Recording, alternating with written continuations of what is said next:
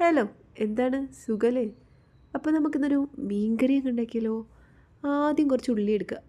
ഇവിടെ ഈ കുഞ്ഞുള്ളി കിട്ടാത്തതുകൊണ്ട് നമുക്ക് സവാള വെച്ച് അഡ്ജസ്റ്റ് ചെയ്യാം കേട്ടോ.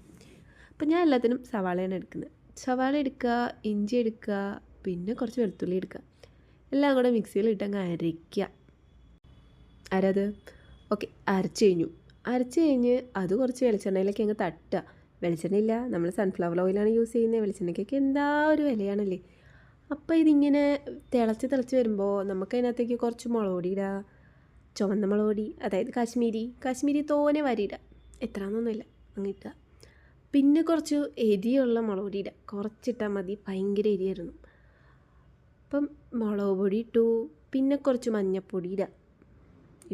ഇട്ടു മഞ്ഞൾപ്പൊടിയും ഇട്ടു. ഇനി ഇതെല്ലാം കൂടി ഇങ്ങനെ വരട്ടി ഒരു പരുവാക്കുക. ബാക്കി പരിപാടി കുറച്ച് ഉലുവാപ്പൊടി ഇടാം.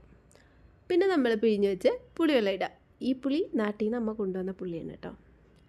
ഇവിടെ ഇങ്ങനത്തെ സാധനമൊന്നും കിട്ടത്തില്ല. അതുകൊണ്ട് കുറച്ച് പുളി അങ്ങ് തട്ടുക. അത് കഴിഞ്ഞ് നമുക്കിന്ന് കിട്ടിയേക്കുന്ന മീനെന്ന് പറഞ്ഞാൽ അയല മീനാണ് കേട്ടോ. അയല മീൻ ഇവിടെ ഇഷ്ടം പോലെ കിട്ടും. അതുകൊണ്ട് നമ്മൾ അയല മേടിച്ചു. ഇത് കുറച്ച് ഉപ്പാണ്, കല്ലുപ്പായിരുന്നു, മറ്റേ ഉപ്പില്ലായിരുന്നു. അപ്പം ഞാൻ ഇതിനു മുമ്പ് കുറച്ച് ഉപ്പിനകത്ത് ഇട്ടിട്ടുണ്ടായിരുന്നു. ഇത് കുറച്ച് കല്ലുപ്പാണ് കേട്ടോ.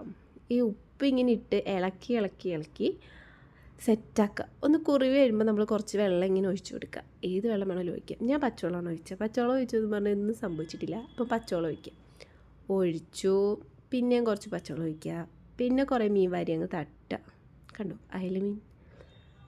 ഈ മീൻ എനിക്ക് ഭയങ്കര ഇഷ്ടമാണ്. പൊതുവേ ഇതിന് നല്ല ഗുണമുള്ളൊരു മീനായതുകൊണ്ട് ബാക്കിയുള്ള മീനിനെക്കാട്ടിലും എനിക്ക് കൂടുതൽ ഇഷ്ടം അയലയാണ്. അപ്പം അയല ഇവിടെ ചട്ടി മേടിക്കാൻ കിട്ടില്ല. പിന്നെ എനിക്ക് ചട്ടി വലിയ താല്പര്യമില്ലാത്തതുകൊണ്ട് ഞാൻ ഈ പാത്രത്തിലാണ് മീൻകറി ഉണ്ടാക്കുക. അപ്പോൾ തിളച്ച് വന്നു. അടിപൊളി ടേസ്റ്റ് ആയിരുന്നു.